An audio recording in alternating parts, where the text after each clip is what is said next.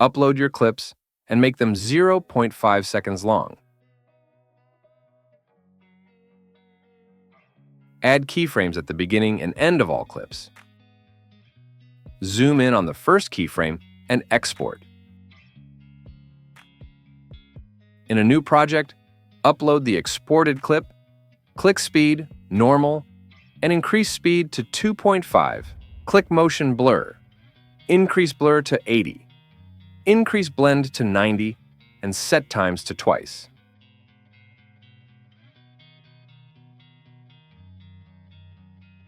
Duplicate the clip as many times as desired. In this case, I duplicated mine 5 times.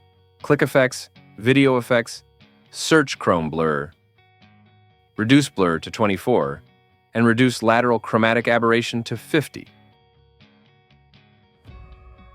Click the effect, Object, select all videos. Drag the effect across the entire video and export. In a new project, click Overlay and select your main character.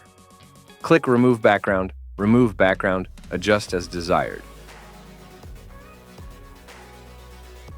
Add keyframes at the beginning and end. On the first keyframe, drag the clip out of frame. Click Graph and select Cubic Out.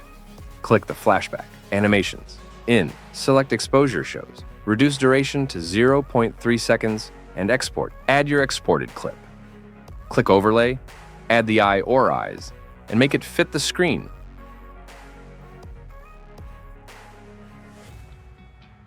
On the overlay, click Remove Background and only remove the black sockets.